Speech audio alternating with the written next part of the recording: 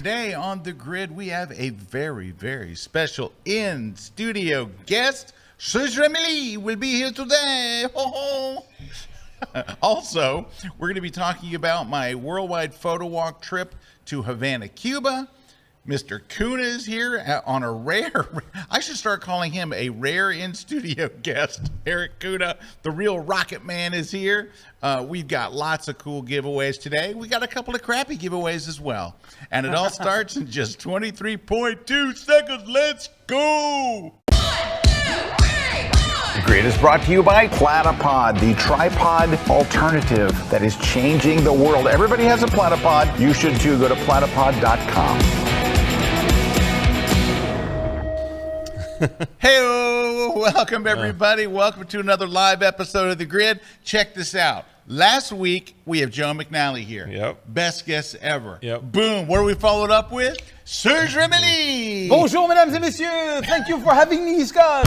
It's an international episode. It's now. an international episode. Serge, glad to have you back here. We're honored to have you on the show again. It's always fun to have you on, especially when you actually use a French accent, which is nice.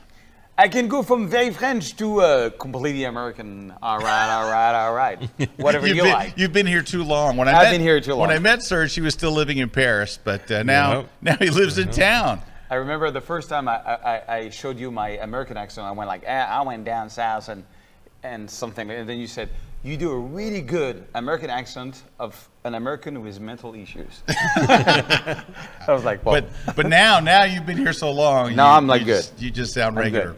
Anyway, so we have a lot to cover. We got a lot of prizes to give away. Serge just came back from Iceland, so it's going to be a travel photography show. I've got a lot of images and stories to share about Cuba. Which I just found amazingly fascinating. I've been looking over Serge's shoulder and I'm seeing his images.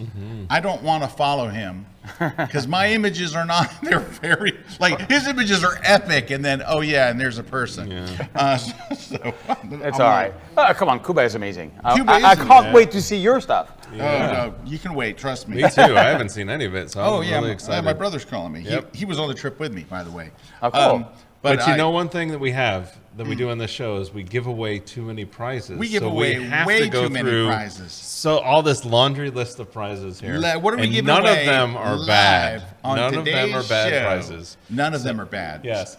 We're going to be giving away first a Platy Pod clamp. So a little clamp that you can attach to your Platy Pod. It's a little super clamp, basically. There you go. Mini super clamp. Exactly what it's called. And we're also going to give away a copy of Scott's book. This is going to be an ebook version of How Do I Do That in Photoshop book. So we're giving away an ebook version of that. And we're going to be giving away a copy of Scott's Photoshop for Digital Photographers book. So we're giving away that. And Serge is going to be giving away a book. Yeah, so I don't have the physical book because it's being printed right now. I'm getting it next week. It's called Photography Essential. It's my latest version. It's really more about composition and finding strong stories in landscapes and cityscapes. Yes, somebody's going to win a physical copy of the book. Copy of not an Serge's book on Photography Essentials. And then we're also giving away a copy of On One No Noise 2023, which is a great plugin for reducing noise and adding sharpening to your images. And then we're giving away one V-Flat from V-Flat World. Now, this is for U.S. shipping only, so you have to have a U.S. shipping address to win this. And I have a V-Flat. It's absolutely amazing. I use it as a bounce all the time. I have the Joel Grime background, and then I use the V-Flat just to bounce the light. It's incredible. It's incredible. So somebody's going to win that, but everybody can win on that one because you get 10% off if you use that code KelbyOne at checkout for 10% off for V-Flat World. Then we're going to be giving away a copy of Retouch for Me. We're giving away their eye bundle, which is all about retouching the eyes. Everybody can get a discount as well over there. You can get 20% off. They just have to enter the promo code KelbyOne20. So that's KelbyOne, the number 20. And they have to go to the page www.promo.retouch4.me. And they can enter that code and get 20% off. So there you go. So all you have to do to enter any of those prizes we talked about, all you got to do to enter that is in the comments. Leave us a comment. Tell us where you're from. If you have any questions about anything that we do on the show today, want more explanations, do that. But then tell us what you'd like to win, and we will pick somebody out of those comments to win those prizes at the end of the show. So there you go. Cool. All right. So, Serge, you went to Iceland recently. I went right? to Iceland for Did the you 4th have of any? Did you have any hot dogs? No, I didn't know. Because I felt like when I go to Iceland that the hot dogs are what I eat because of being a landscape photographer. You're constantly at weird hours and you're going to gas stations. We ate in weird places, Yes. but we had mostly. You don't go there for the food. Let's put it that Yes. way. Yes. It's not a food trip. I Yes. do a lot of workshops in Paris, which is a food trip. You put on 5 pounds during 1 week. Exactly. But not. Not especially Iceland. remember that Eiffel Tower shot. A little story. Yes. We and Scott 10 years ago almost now. Yep. We were by the Eiffel Tower, and he was like, "Okay, let's find a way to shoot this that nobody's ever shot." And he was very hungry, and we got this crazy hot dog, Yeah, the hot dogs there are but amazing. with French baguette, Baguette. Melted cheese. and with lots of cheese. And I remember Scott was like, "This is the best hot dog in the world." It is the best hot. So the in best hot Iceland, dog it's in the world. worst in the world. You don't go there for the Made food, of reindeer. It's weird. Yeah. but it was amazing. Lots right, of cool. waterfall. It was Yeah. a waterfall. Yeah, that workshop I've never seen. I hired a new guide, and he brought me to waterfalls I have never seen. And you have the classic one that everybody sees, and Right. we got to see a couple of, 3 new ones, which I really liked. Anyway, it was my 5th time in Iceland, so I kind of know the place a little bit. Let's see some Cool. shots. Yeah. Bro. Like, yeah, show I mean, us. you Show wanna us. you Let's wanna see. put over my screen? That's weird. It doesn't look the same. Don't go Yeah, by that. don't Oh, go okay, by got that. it. In-house monitor's messed up. Yeah, for example, this is low exposure. This is like a house, just random house. This is a glacier lagoon, which you all know if you've been to Iceland, which is absolutely crazy. Different version. This is Versterhorn. You were showing me a photo. Yes. So I took a lot of my my students and I favorites. started doing portrait of them because you have this 1 inch, 2 inch water and it's just really cool. These are cool. Oh, thank you. That's Thank cool. you. Yeah, that's Versterhorn. Versterhorn is my favorite. It's my favorite in Iceland. Like that and one in Cape Town where you have kind of the same idea because you have a coastline and you've got this mountains in the back. And yeah, it's just you the know. way they jut out. They jut out of the water just straight up. Yeah, it's Yeah, great. we did a whole Very bunch of soft, wave painting, which is wave painting. The idea is you hold on your camera, you really touch your camera on speed mode, so you put your camera so it's like a third of a second, and you go a multiple shot, and you just hold on the wave comes at you, and you get this sort of shots. You get wet, you have to go with ski pants and boots, but you get some really cool shot in Diamond Beach. And this is another glacier we visited. This is some of my students. You know him? Oh, Richard, yeah. Yeah, Richard. Richard was our I love Richard. sixth workshop together. I know he did a few with you. He He's loves a making. cool guy. Yeah. Great Anyway. sense of humor. Good photographer. Yeah, too. exactly. There you Anyway, go. so it was a lot of fun. But I can't wait to see your Cuba photo. That's why we're here today. Yeah, That's the title. I'm having a connection issue here. Oh, okay. Well, I can So show- it's weird when I plug in my HDMI to my computer freezes. It's like I'm locked out. It's on, but I'm locked out. So Yeah. I'm trying a different way to get into the board here. So give me just a sec. Well, maybe Serge, if you could show some, maybe you could. Yeah, show something can I as do a far little, as, like, a little 1 retouching. minute tutorial? Yes, Okay, cool. please. Okay, one of the biggest issue you have when you travel is you cannot command the weather, and I think we only got one Not good yet, sunrise right? for the entire week, and so we had this very bad weather all the time. And I want to show you. So check out. This is the final result, but this is what I got first. So look at the settings on this one. It's 10-second exposure, f5.6, 100 ISO. Usually when I take flowing water, I go half a second, but on this one, I wanted to go to 10 seconds because I wanted to get a sort of a vapor kind of look in the water. Yeah. Right, yeah. And I was Yeah. going very low, holding my camera, and I took many shots until I got it sharp because the problem is that the water is coming hard at you. And so I had boots and ski pants, but look, you can see it's very sharp. Shot with a Sony 7R5, which is what I use now, with the Leica Q3. I use both camera now, and I love it.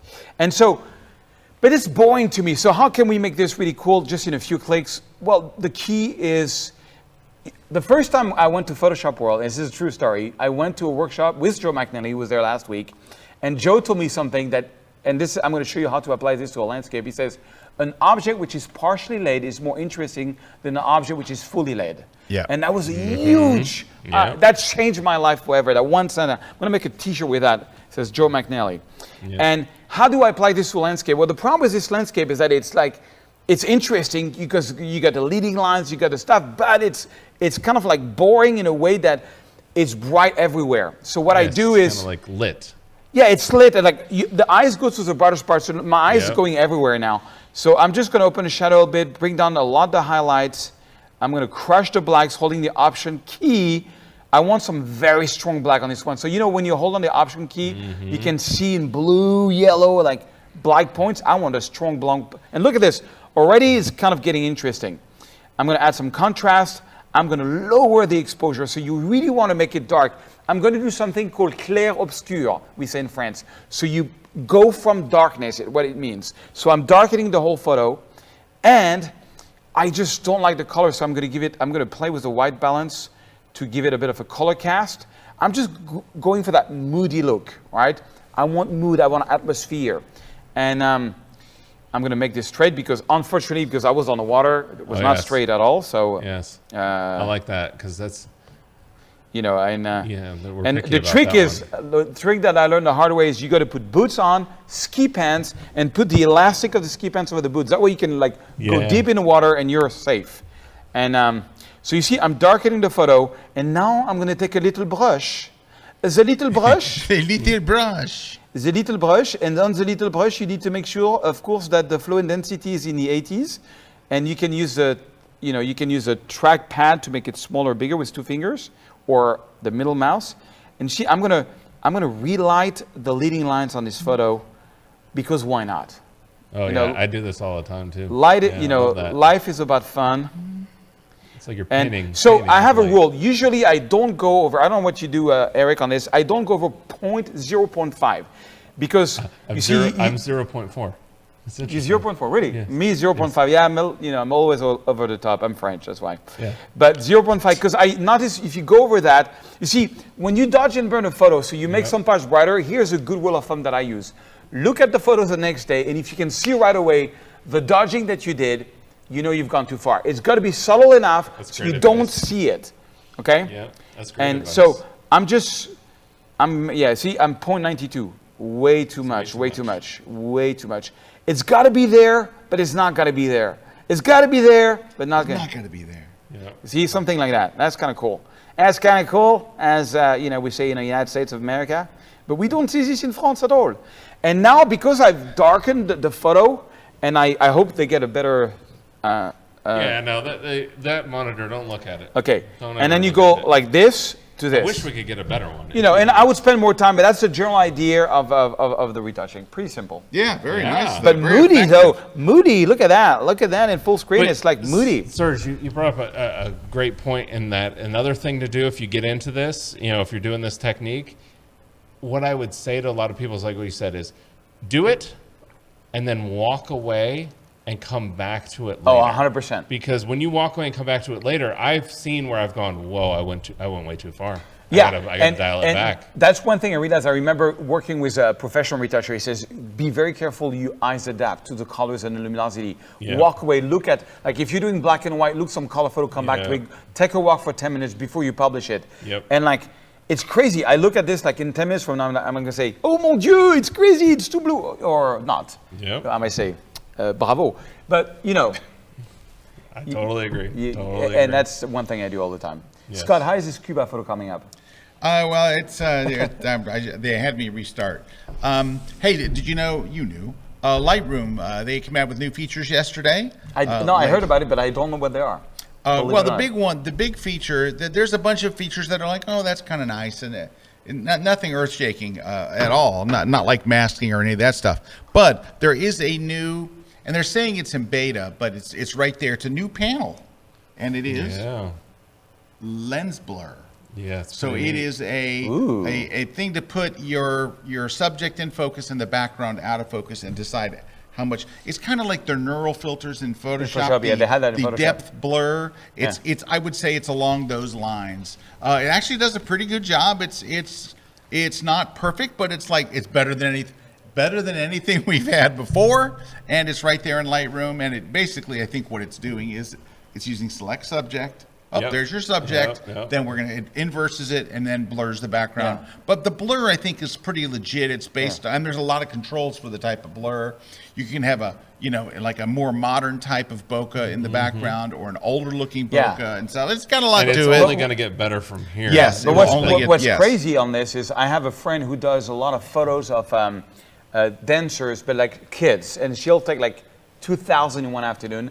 And with that, you can create like an AI preset in Lightroom where you create like a mask for the skin, a mask. You can program this in Lightroom, so you do like 10 minutes on one photo, and then you get that blur synchronized automatically. It's going to remask every photo in real time and give you the blur and retouch the skin. I mean, what Lightroom can do now with the masking feature for the portrait, masking and the especially when you're waiting presets. photographer and you got like 2,000, you can't go in Photoshop and use like neural filters on every photo. No. You can do everything in Lightroom and get like 5-10% away from what you would get from like Photoshop. Yep. It's incredible. It is. Oh yeah. Hey, All right. did you see the other thing that Canon released? Their new Is it lens? a 10 to 20 lens? I want that. It's expensive. They I released know. a 10 A for 10 for is now. big. This is for the mirrorless. This is a full frame too. full frame 10 mirrorless. wow. And it's rectilinear. 10 so it's to 20 rectilinear lens. Yeah. It's about what, $2,400, $2,300, 22. Oh my gosh. It's a lot of bones. It doesn't look too big though. It's not big It at doesn't, all. because some of these You lenses know, like have the been old, giant, like the 11 to. 11 And to is it 20. Oh, is it that with a thing's round? Like a brick. It's rounded, right? It does have a rounded front, but it's not like But it's not like it was. It's it's very- very small. it's. Very small. I would say it's more along the form factor of the old 14. Yeah, the 14 to 35. No, just the 14. Or the 14 Wow, that's prime. crazy. Actually, it does look like the 14 prime, Yeah. where it has the attached small lens hood bulb, yeah. and the bulbous front. Yeah, yeah. Yeah, So the lens it's- that I have is a 12-24 on Sony, but I don't use it that much because the surrounding of the photo is extremely blurry with that lens. Like the outside of the. Yeah, I don't. That's why I don't really know bad. yet, but it does look, from what I see, pretty nice. All right, Well, real quick. If it's anything like that, 11. All right. 24. Does my control room? Does anybody? You gonna let me know if you got my screen or not? No sense in telling me. Not yet. Not yet. Maybe All right. can you airdrop me like a PDF? You know Oh what? no, You know it's what? it's We complicated. We do. How have about a this one? break that we have. To Yeah, take. Maybe when we take the break, I'm hoping. we'll probably have people running around like crazy. I hope trying so. to fix it. All right. So we'll see. All right, coming up next, we're going to look at we're going to talk about Cuba. We're going to look at some pictures from Cuba. And yes, you can go to Cuba. If you're an American, you can absolutely go to Cuba. We're going to talk about how to do that and a whole bunch more. We're going to do some shout outs when we come back. Don't go away. It's coming up next.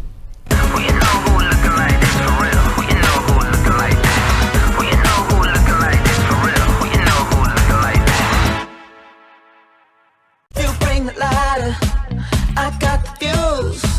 You make a fire, I'll add the fuel.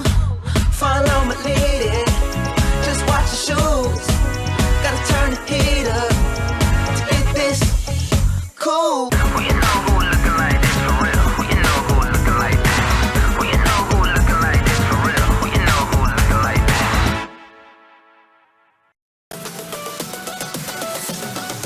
Hi, I'm Karen Hutton. Join me for how to plan a trip to a location you've never visited. Whether you're an expert photographer, you plan trips, but it still makes you nervous, maybe you haven't planned a trip, or maybe you just wish you could. Whether you're flying, whether you're driving, whether you're taking a train or some other mode of transportation, you'll learn how to decide, develop, dedicate, and dig in to create the adventure of your dreams, whether it's a long trip or just an afternoon. We're also going to cover where you got to be on the inside and how you have to train to maximize your time, your money, and your effort on your next adventure. So join me on my next class at KelbyOne.com.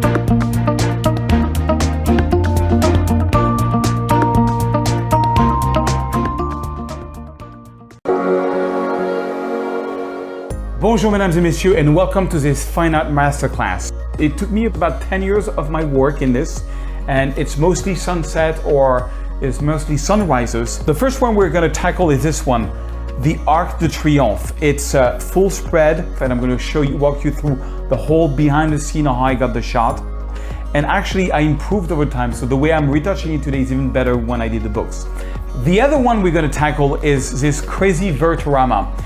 I was with a friend named Scott Kelby. We were trying to figure out a way to shoot the Eiffel Tower in a way that has never been shot. And I'm going to show you the full behind the scene on this photo, how I shot it and how I retouched it. I took a helicopter and I shot New York, Manhattan at night from a chopper. It was really tricky. I'm going to show you all the settings that I used and how I did this black and white photography.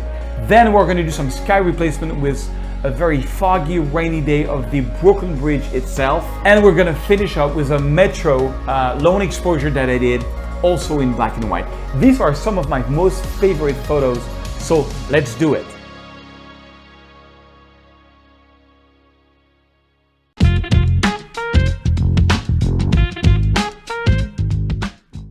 This segment of The Grid is brought to you by B&H Photo, the professional source since 1973. All right, we got it working. Turns out it was a bad cable. Yeah. That's right. The old bad cable. All right, so I did my photo walk down in, Cuba. Havana, Cuba. Had a very, very, very, very small group, also, my buddy said, hey, I saw you're doing your photo walk in Havana. Can I join your walk? I'm like, sure. So my buddy Kelly joined. My brother went with me. So that was kind of fun. I had some friends there, my brother and Kelly, and we had a wonderful time. It was absolutely hot as blazes. It was so hot. I can't even tell you the level of hot. And you live in Tampa. I mean, I live in Tampa. Bay. Tampa was 66 degrees in the morning, and there it was like 500. It was incredibly hot. All right, first off, so I made some notes. I hope you don't mind if I look at my notes. We're not going to look at I made a photo book. And I made it this morning, so it's not done, but I'm going to show you what I got. But I made some notes. First question is, everybody I told I was doing a photo walk in Havana, the first thing they said was, I didn't think we could go. Yeah. So basically, here's what happened. We've had this, you can't go to Cuba forever. During the Obama administration, they changed it and allowed American tourism to Cuba. And then during the Trump administration, they stopped but they didn't really stop it. What they changed was, I cannot go as a tourist, but I can go for one of 13 different categories. And the category that I would recommend to you, which was recommended to me, is I am going to Cuba, and on the form, choose for support of the Cuban people. So that is a very wide-ranging thing that you can do. That you can, and that's what we did. We literally went there, and I'll explain to you what that means. In a nutshell, it's this: there are, and I'm not going to talk about any political stuff.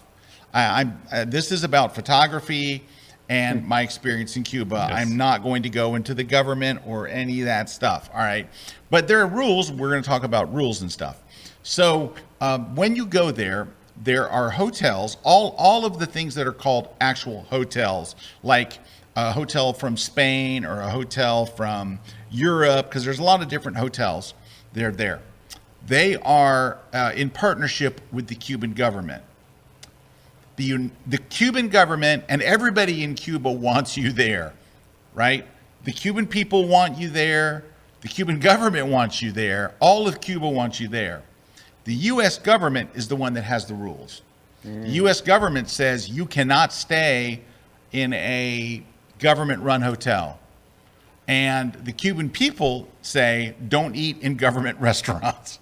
Because when you stay at a government hotel, the money goes to the government. When you eat at a government restaurant, the money goes to the restaurant. When you eat at a small Cuban restaurant, the money goes to the Cuban people. When you stay at an Airbnb, or any kind of small little boutique hotel or in a private home, the money goes to the Cuban people. So the U.S. government says you can go, but the money should go, this is the U.S. government, the money should go to the Cuban people, and I agree. So when you go, don't book a big hotel because the government has a forbidden list. Don't stay in all these hotels. Oh, wow. So if you go and you're staying in like a bed and breakfast, you're good. If you're staying in a hotel with 5 rooms, 6 rooms, someone's private home, you're good. And can I tell you something? I've been all over the world. I've been just about everywhere. I've never, ever, ever, and I've been there twice now, it's my second trip to Cuba, met friendlier, nicer, more helpful, wonderful people than the Cuban people. The Cuban people who they're really struggling economically and every other way. They're struggling.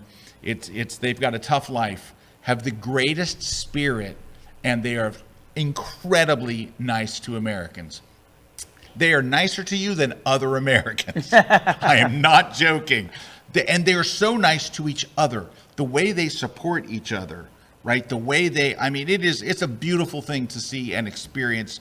It is. And so a buddy of mine, my buddy Kelly, who's with me, says, I don't know how to describe this to people back home. And I go, it's not a vacation, right? You go to Paris, that's a vacation with a very similar, the people speak a different language, but it's very much like America. So is Germany, so is Spain, so is Liechtenstein, wherever you go. It's all over. It is a different world. It is a completely cultural experience. The music, the food, the people, the architecture, everything, it is wildly different. And it's such an incredible, I wish that the United States government would pay for every American to go spend a weekend in Cuba. It would be just a great, great thing, just for learning about other cultures, other people. It's incredible. The Cuban people, God bless those people. They are the most awesome. Thank you for the incredible hospitality that you showed us. People would stop us on the street, Serge, where are you from? And my buddy says, Texas. They were like, Texas? If you say you're from Florida, they're like, yeah, we're all from Florida. Half of our family lives in Florida. Texas, they lit up like the 4th of July. But they would stop us and thank you for being here. God bless you. Thank you for coming to Cuba. And just walk off.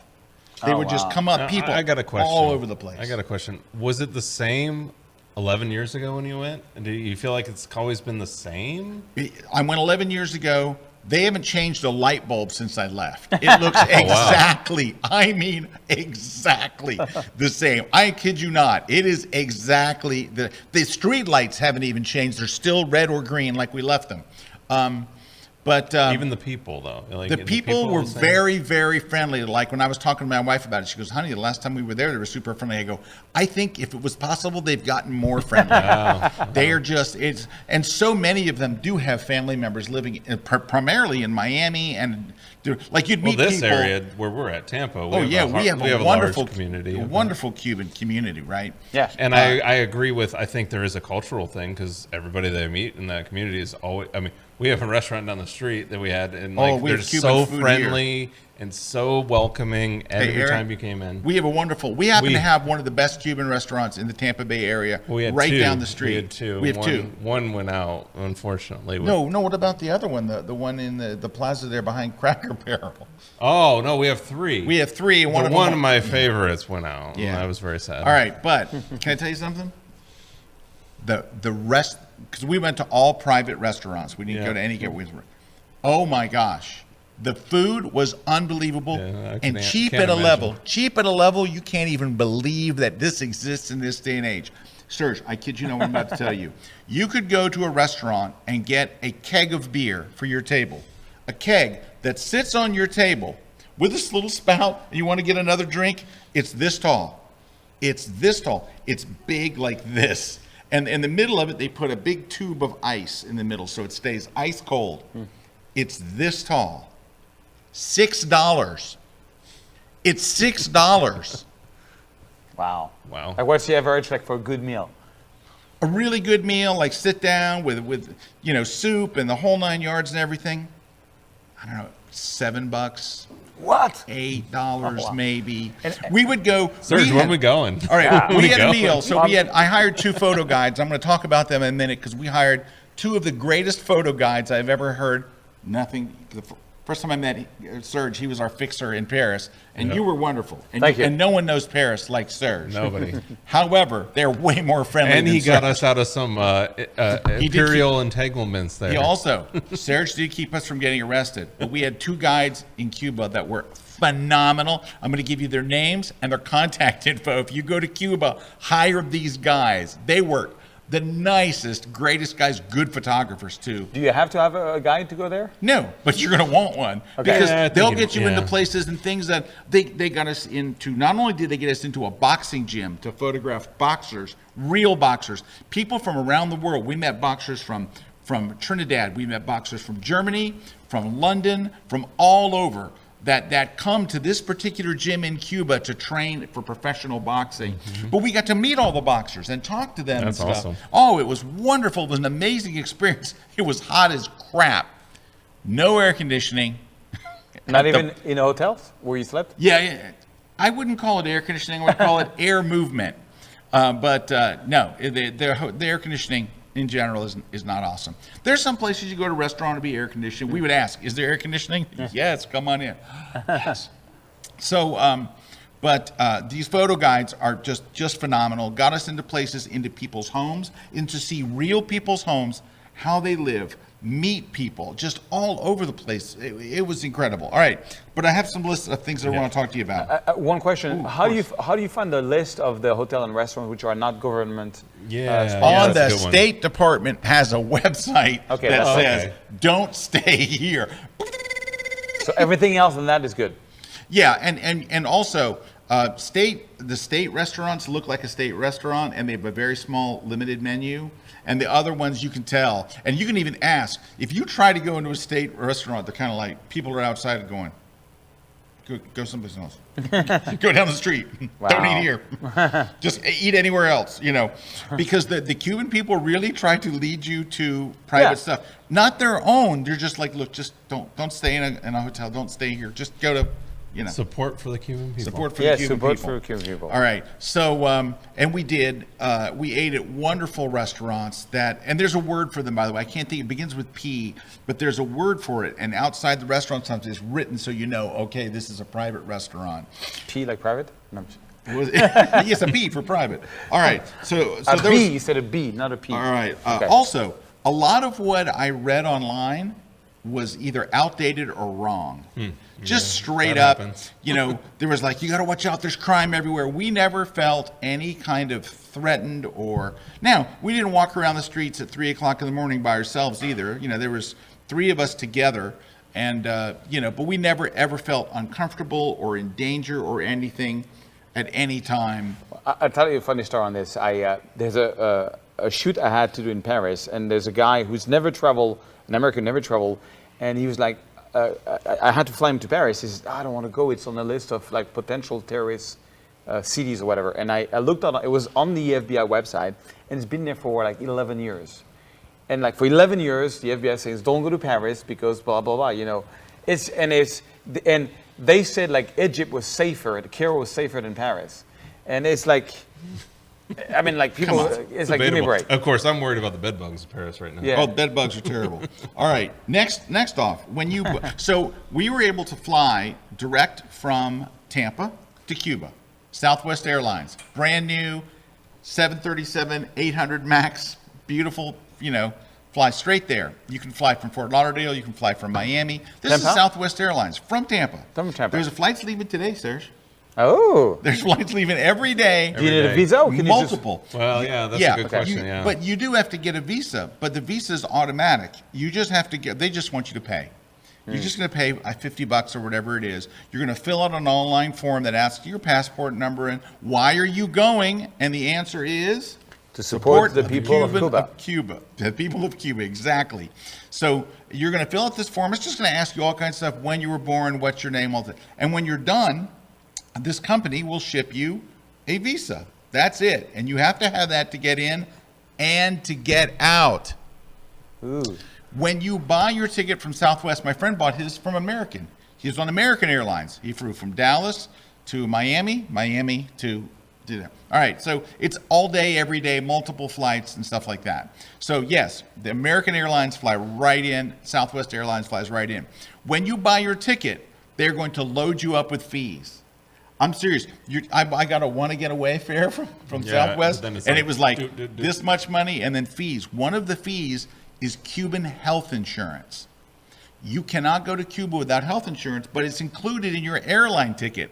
So you have to keep your boarding pass on you to prove that you have health insurance. So if God forbid you had to go to the doctor, you pull this out and you go, I'm on Southwest, I'm healthy, and then they honor it. So, and they have a ton of doctors, great doctors in Cuba.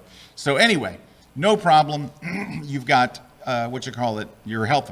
But there's all these little fees and stuff that the Cuban government wants, and the airline tax, and just be prepared that your taxes and fees could be half of what your airfare is. So if you're flying in from $230, it could be $100 in fees. And was there any fees at the airport or anything, or was it just those fees beforehand? That was it. Yeah. I mean, and also you go to the airport, they look at your passport, and they're like, okay, they want to see, do you have your visa? Yes, they do. By the way, you can buy a visa, I didn't know this, at the airport. Oh, okay. So like if you forgot it, you can buy it there. Right. So, but here's the thing I would tell you. When I went to Southwest Airlines, Southwest, they say, thank you, here's your ticket to Cuba. Here's the travel requirements. Right there on the page, it tells you, click, and it'll say, these are the things you have to get into Cuba. Health insurance, it's already included. You need a travel visa. Here's a link. You need to fill out this form right here. It's all right there on Southwest site. So there's no reason to go, I didn't know. It's like, it's on your confirmation page for your trip. All right. So there's that stuff. We'll look at some pictures and I'll tell you a bit more. But, here's the thing this blew my mind, and I'm still haven't recovered from this. There's no Diet Coke or Coke Zero in that entire country. There's no diet drinks. Coca-Cola, all day. Diet Coke, I drank water, a ton of it. I drank so much water, I was floating because it's hot as anything. But I'm going to show you some pictures. You know what? We're going to take a break first because let's take a break. When we come back, I'm going to run you through this, and I'll tell you a little bit more about what's going on. So anyway, I'll see you after the break. We'll see you after the break.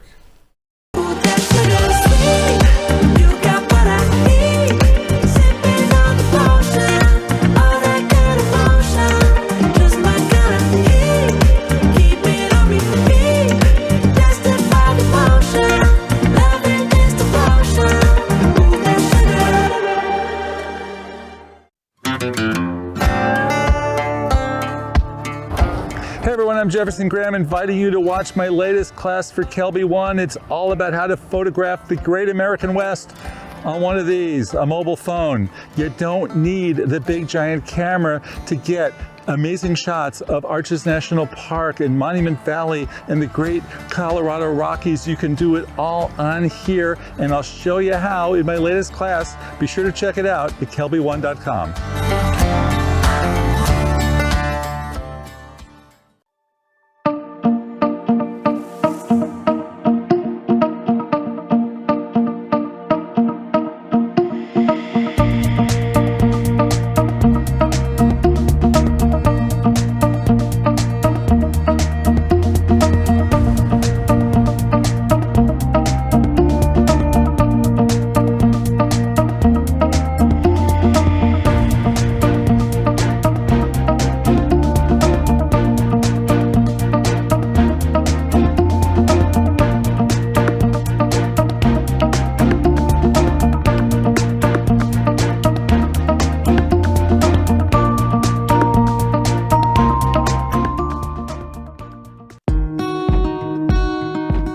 Bonjour, my name is Serge Ramelli. I'm a French photographer living in Los Angeles, and this is my class on black and white of yesterday and today.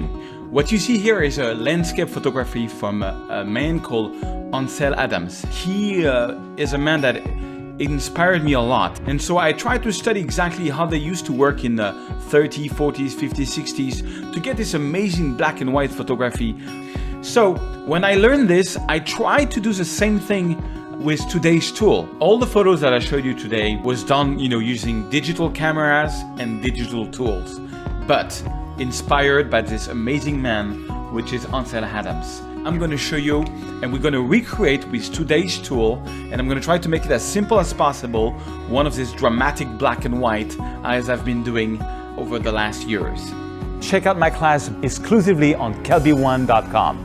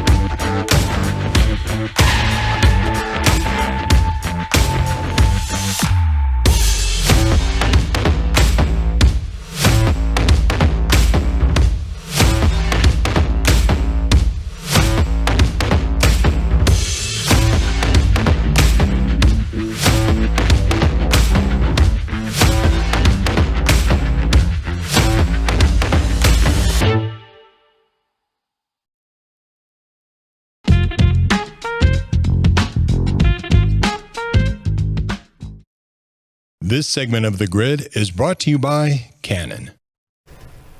All right, we are back with Serge and Erik. This morning, I put together this book. So it is nowhere near complete.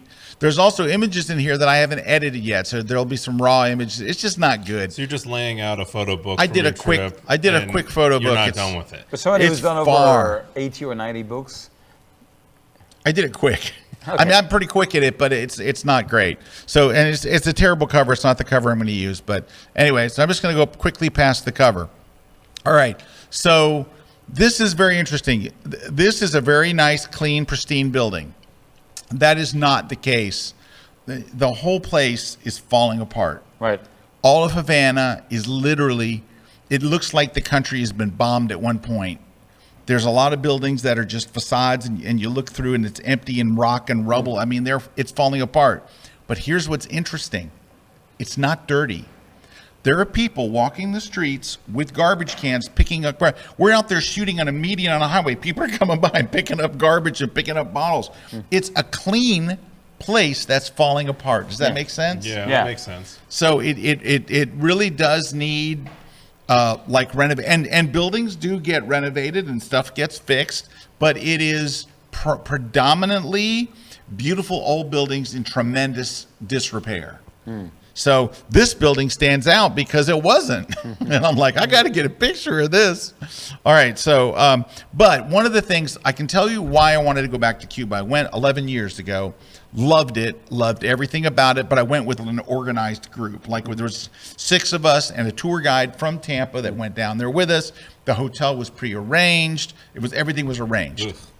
Yeah, it's not my gig. Not my jam. Not my jam. So I wanted to go back and have the chance to. One of the things that I'm attracted to are the old American cars. So there were way more cars, old classic 1950s cars on the streets than I ever remember. It's not just the taxis. Dude, I don't know if during that parts got moved in during that Obama administration where everybody brought their parts. There were so many, it seemed like 4 times as many cars. And so I really just for whatever, I love the old classic American cars on the streets of Havana. Yeah. So I took a lot of pictures of that. So let me kind of just take you through. You're going to see a lot of car pictures. Wow, that's beautiful. So this is typical of what you would see driving on the streets. Wow. Everywhere you go, up till about 1957. So you'll see lots of 1951 and 52 and stuff like that. Just and they maintain them. Age for cars. They maintain them. And I did some panning shots. So you can see here I'm panning with the car with a slow shutter speed to get the wheels spinning and stuff. So that was fun. You get a lot of out of focus shots, but you nail one here and there. But these cars are everywhere, and you can rent one, and they will take you and do a tour of the city for $40. So, and that's a tourist price, right? So if you were a Cuban citizen, you wanted to go, there's probably $1. But for a tourist, it's $40. But you have a driver, and we had a absolutely perfect. I couldn't believe the guy. I even asked him, "Where are you from?" He said, "Was born here in Havana." And we're like, "Dude, who taught you English?" His English was spot on. I mean, he sounded like he was from Miami. I mean, it was fantastic. It was just, we learned so much. But it was a little over an hour. They drive you everywhere in a convertible. And it was really, really nice. I did a lot of little detail shots. I just love the cars. It was one of the reasons why. The cars of that age are just very interesting. This was the car. So this is the one that we did the tour in. And it was just, everywhere you look, these cars are there. Now, if you want to get just those cars, sometimes you have to wait, because while they did put, like, the U.S. government says we're not sending anything down to Cuba, the rest of the world didn't say that. So here comes a Hyundai, and here comes Toyotas, and all these other cars come zipping by. So you see a lot of other cars, but you just don't see look at this. Wow. Because now we got lucky. We found a spot where the tours stop and park their cars. So Kelly and I got up one morning, the last morning we were there, and I wanted to shoot some more cars as we were leaving. And 5 cars would stop here, and they would leave, and they'd have tourists. And all 5, they'd get out, they'd take some pictures, they'd all get back in, and then another 5 cars would come up. But you can even see, look, other cars there in the background. I mean, the colors are so cool, like the red, the orange, the yellow. Like just that one shot. I shot, you'll see a little later, just the red and the orange together, because I thought those two particularly looked good. We did go to a very famous bar called the Floridita, which that's the shot taken from the right. It was where supposedly the margarita was invented. And yes, I had a margarita. I have one mixed drink every 5 years. This was that night. I drank half of it. But that's not the Floridita on the left. That's the hotel. I mean, the restaurant next to the Floridita. It's the La Piña de Piata. That's the one next to it. So but I just liked the way it looked. And at night, some of the streets were just kind of neat. But this looks like it's the dead of night, but it was 7 o'clock. I mean 8, probably 8:30, something like that. But honestly, it is the people of Cuba that make Havana. It is the cars are neat, and I shot the cars to death. But the people that are there they're fascinating, they're interesting, and also they're very willing to let you take their picture. More willing of any place. Just can I take a picture? Oh yeah, they pose, they do all kinds of stuff. Is it a good practice to tip them? If they ask for it, sometimes they would say, $1. And you go, okay, or not, But no, you don't really. They didn't seem to. Your average person did not want to tip. Oh wow! But there were some people that would be like, hey, throw me $1. And so this is on the left is a Russian Orthodox church. I got one shot of it out of my cab window last time, and this time I got to actually walk up to it. Oh wow!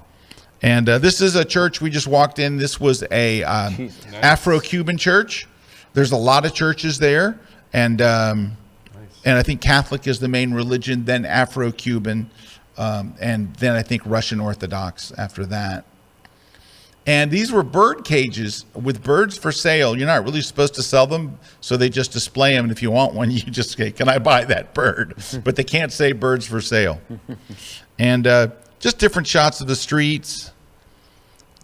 Different people. I spent a lot of time shooting people. This woman asked for $1. She said, "I want you to take a picture." I get that picture. She said, $1. And I said, "Okay." Well, it's cool. That's an entrance to an apartment, pretty typical. Wow. On the left. And this guy is a guy that poses for money, but my friend knew him, or my photo guide knew him, and said, "Hey, you just want to pose for them?" And because you don't have to pay or anything, to just take the shot. Actually, while I'm here, let's scoot him over. Get the rest of the violin in. This photo book is inside Lightroom, right? So this is in Lightroom. Mm-hmm. And people would see you taking a picture of it, and they were just okay with it. Like, they looked at us, and they're like, "Oh, okay, that's okay." So it's just a lot of people. I did take some cars, more cars. Oh, there it is again. Sorry, this book is under construction. This is where we went to the boxing gym. This world famous. People literally come from all over. Got to talk to all the boxers. All the boxers, these badass boxers, super friendly, super nice. They would pose for us and let us do portraits and stuff. And I'm sending a few of them that asked for it, my pictures of them. So, and they're like, you know what was weird I wasn't expecting? They're like, do you have a Facebook page? I'm like, yeah. And they're like, here's my Facebook. Can you send me a picture? I'm like, of course. Cool. And they would pose as long as you wanted. So that was kind of neat. I thought that was fun. And just a lot of interesting street scenes where nothing in particular is happening, but, you know, just kind of slice of life stuff. The music scene. Oh my gosh. I got to tell you. Havana, when you walk through the streets, you hear live music in the afternoon and at night, people dancing on the streets. And listen, the music is incredible. And here's what I loved about it. The bands were tight.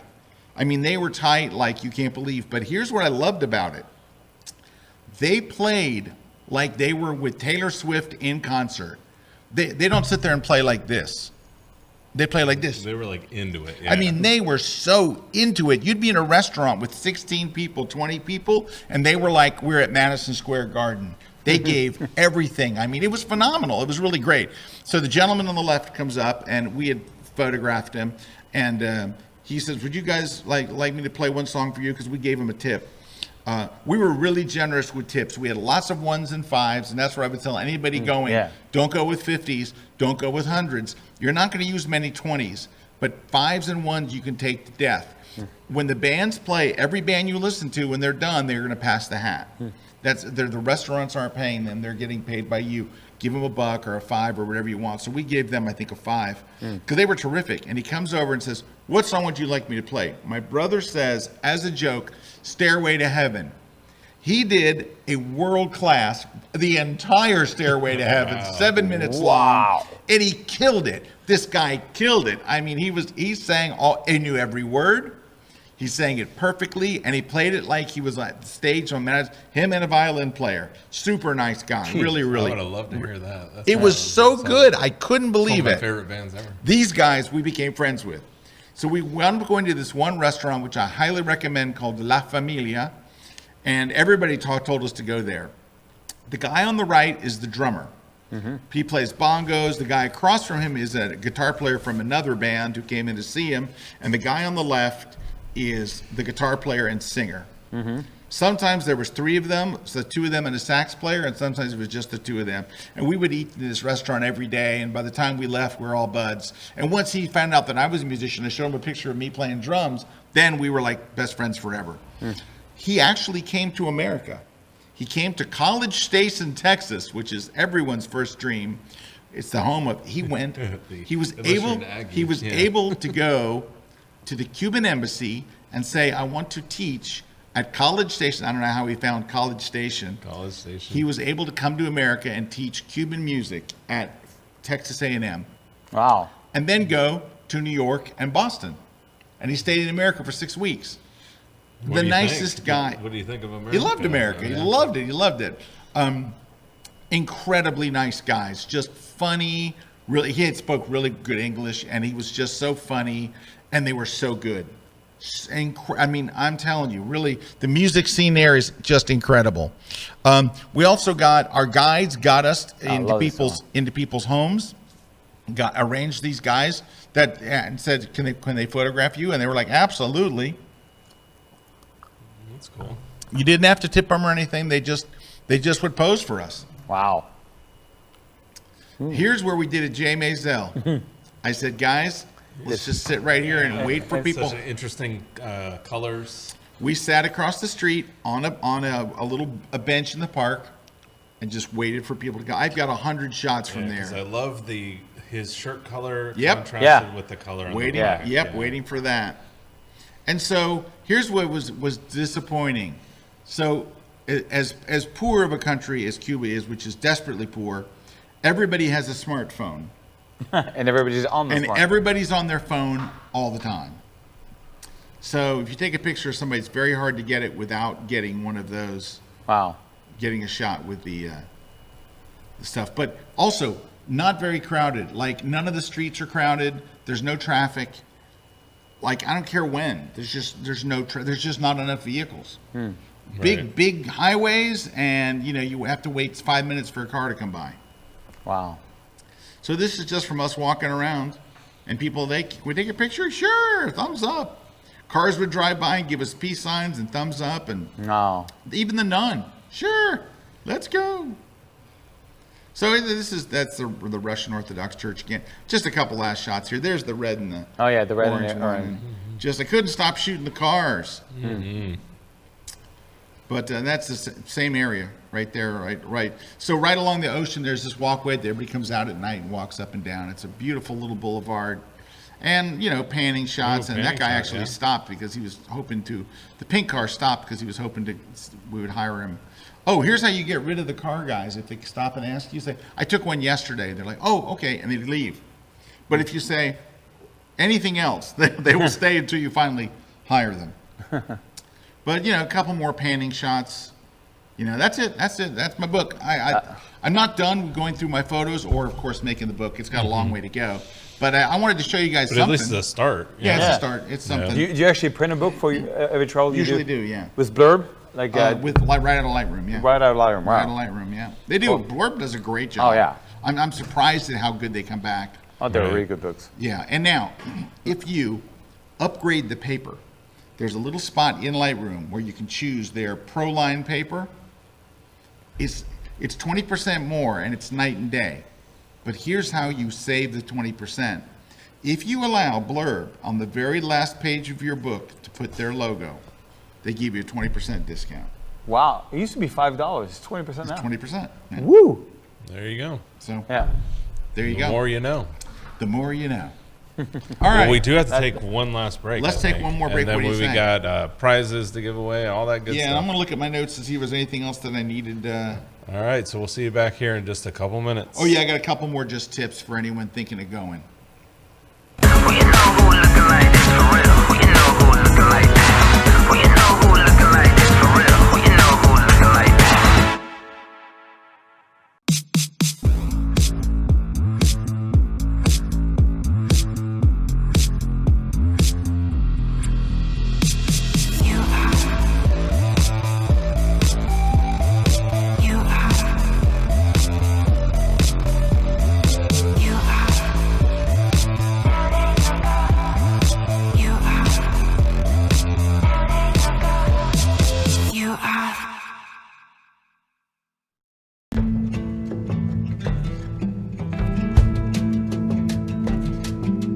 Hello everyone, my name is Mimo Meidani, a long exposure black and white photographer based in beautiful British Columbia, Canada. Today I'm going to take you through the journey, 7 years journey of my photography experience. I will show you all about compositions, the secret I follow and the experience and the journey I went through. I got the shortcut for you today.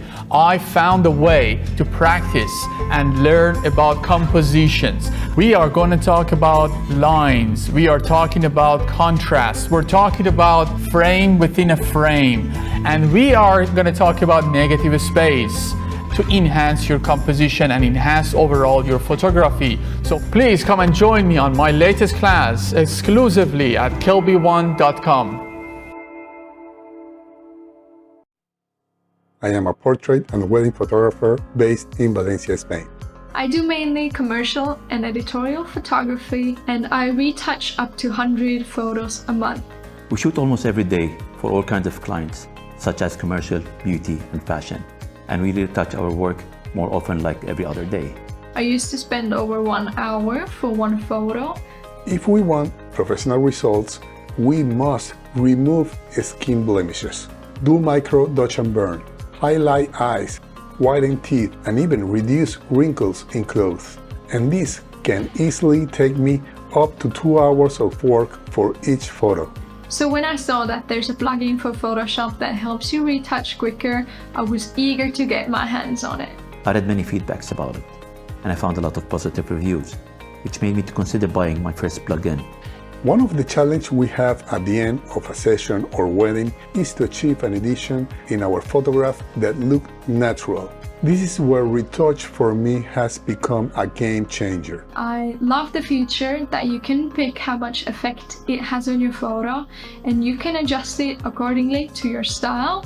I saved a lot of time and always end up having amazing result with my work. I am extremely happy with the quality. Now I am more efficient and have more time to spare with my family.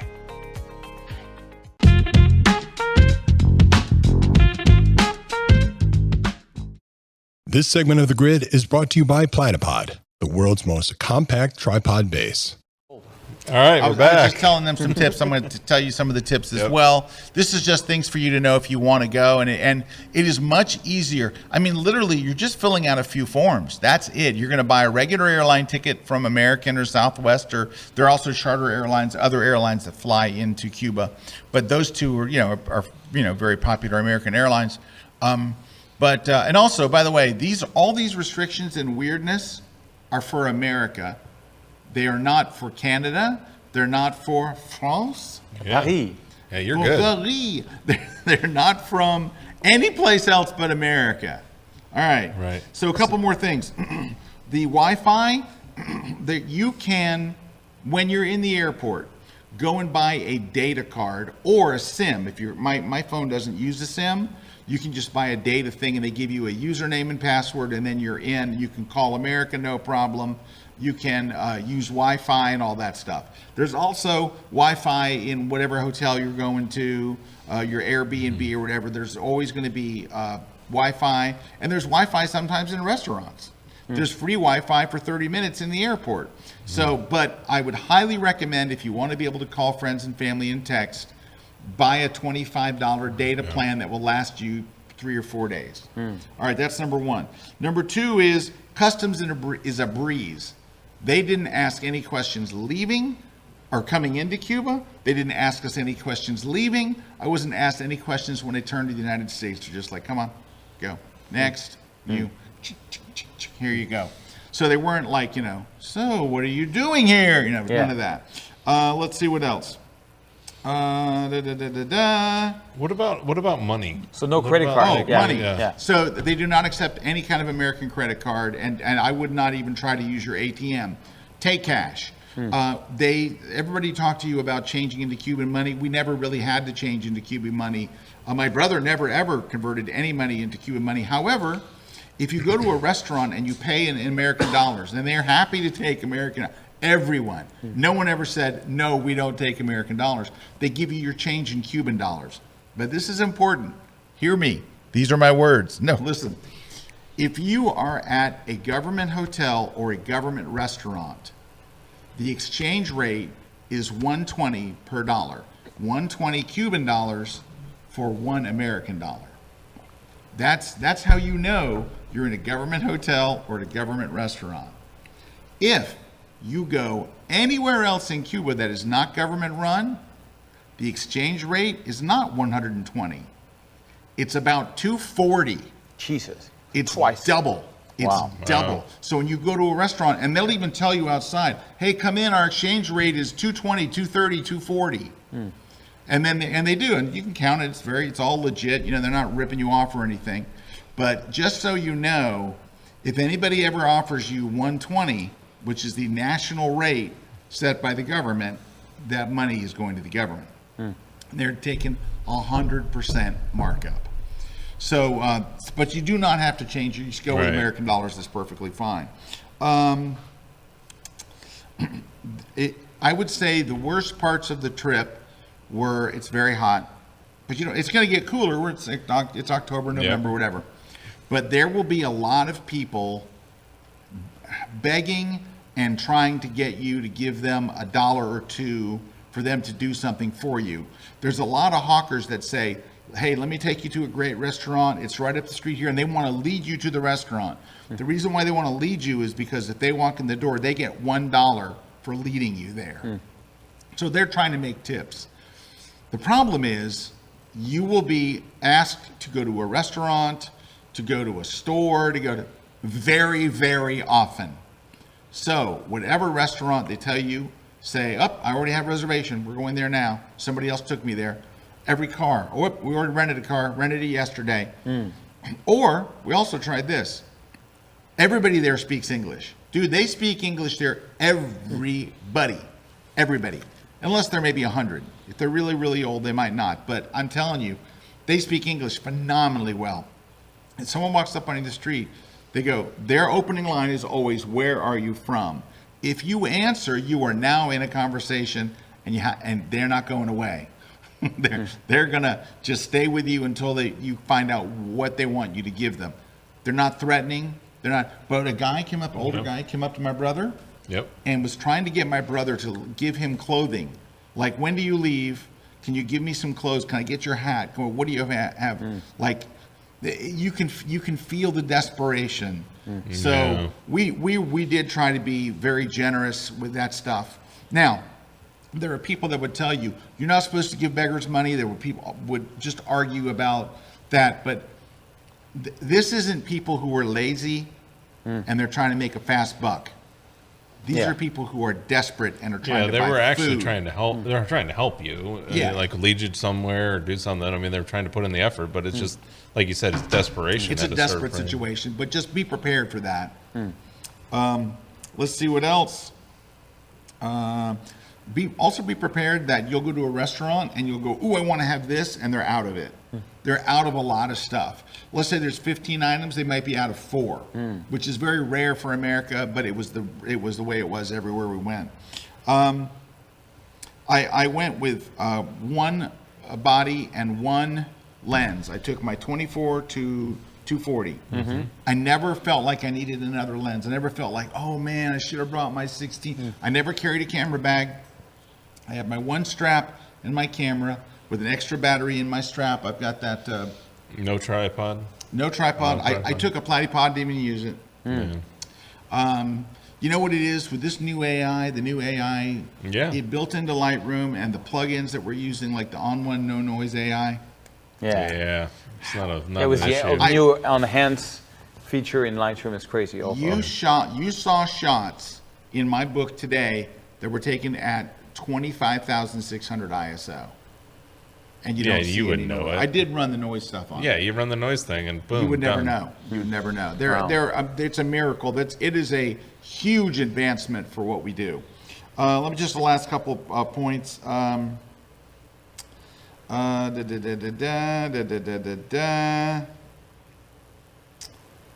They all speak English. Lots of bars.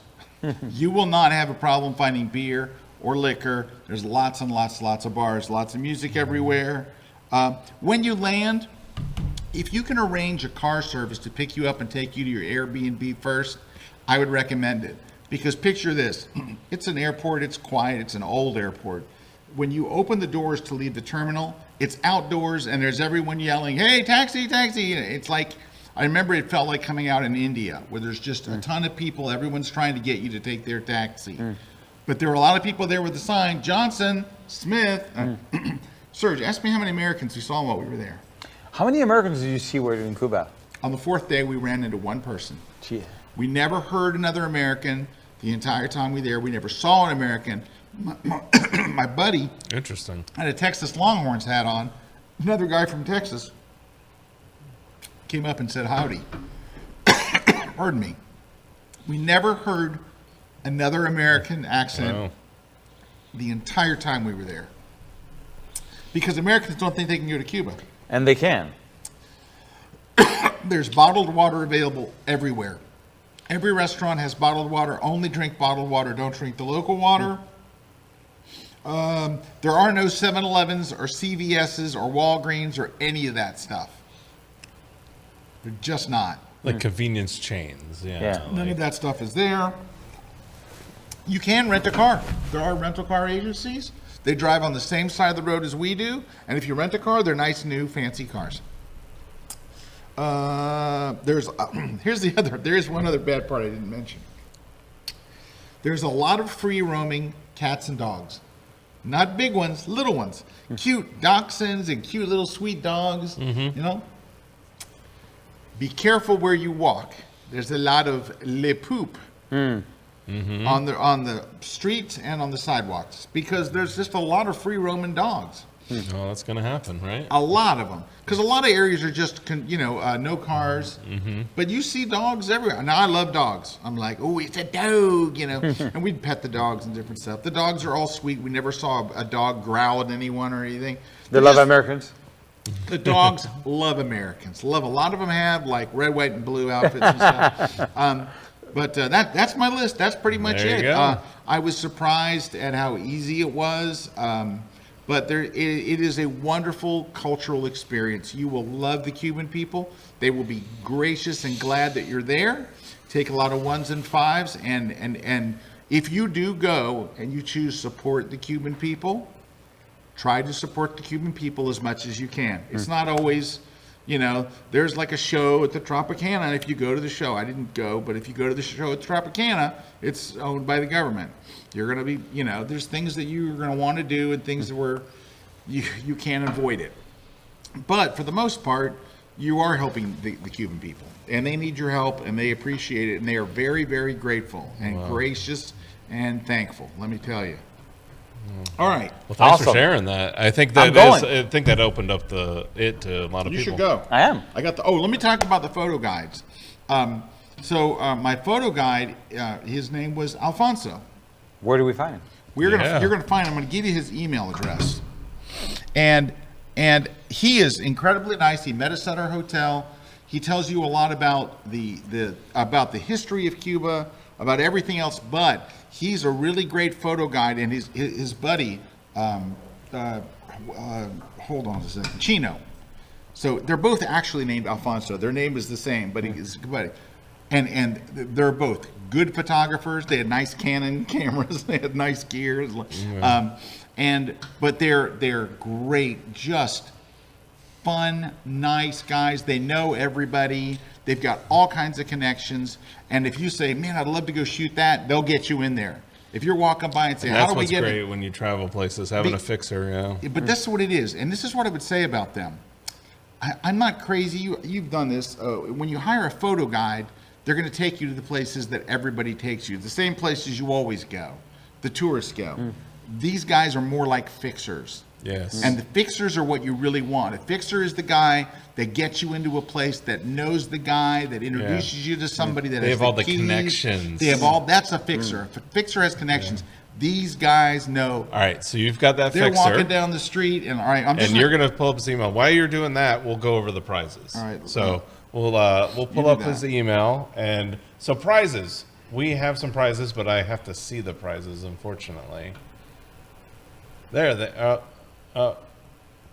we are. All right, so let's see. Mylene Kusan is winning Scott's digital photography book. Then we have Jana Little winning Scott's How Do You Do That in Photoshop book. Bob Freschetti is winning Serge's book, so we'll get you that information, Serge. Yes, and then thank you. Elaine is winning the Retouch for Me. Leon Smith is winning the Platy Pod clamp. And then Gary Collins is winning the V-flat. And then Tracy Taylor is winning the On One No Noise 2023. So if you want to claim your prize, all you got to do is email us over at gridprize@kelbyone.com. We'll verify your information and then send you out your prize. Just make sure you do that by this Friday, please. All right. All right. And I'm going to write his name, too. This is his address. And his name is Alfonso Blanco. Which means the white Alfonso. Yep. Yep. All right. So this is the guy. And you might want to just take a picture of my screen. Yeah, you might want to, because I'll tell you this. Nobody in the world, in the photography world, will ever give you their fixer. Except for Scott Kelby. Yeah. Alfonso Blanco, nice guy, about my age. Yeah. And I saw him walk up with his buddy, and the two of them, you just say, I like them already. Yeah. They just have that nice. look like we're friendly guys, and of course you get to talk about photography, and they tell you about things, and you get to talk about cameras and gear and just all kinds of stuff. It's just great Now guy. hiring them, it wasn't that expensive as well either. No. It was very, very affordable. Which is very different than most other places in the world where a fixer usually is very expensive. They were not expensive, and you could hire them for a half day or a full day.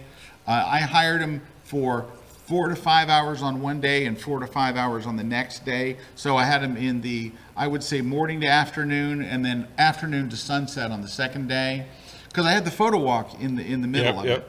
And so, I just couldn't say enough about them. We just, all of us, the three guys, my brother and Kelly, we just loved them. Awesome. They were just great. Fun, nice, and good photographers. Like we saw some of their work and stuff, and that's cool. That's good.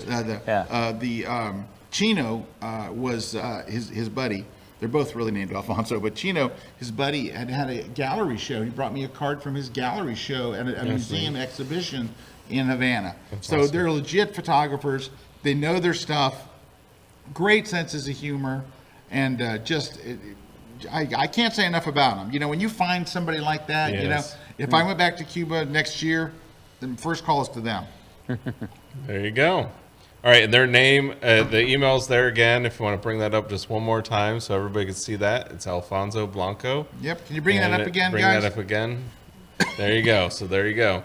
If you're thinking about going to Cuba, need somebody who's going to take you to the right places at the right time and be able to get you into places where you're in front of interesting things and interesting people and interesting backgrounds. Yeah, it's a great place to take portrait. And Now, if I were to go back next time, I would actually take some portrait gear. I would take one flash and a nice softbox and something and all. But it just I didn't know what to expect, and really, you know. Well, maybe next time you go back with Serge and I. Yeah, why not? Oh yeah, that'd be fun. I would go. I would just say, can we go in November or December? I'm telling you, hot. Like December, January. Like my wife went. Really wife went with me. We had decent weather last time we went. We went later. I think we probably went in January or February. Yeah.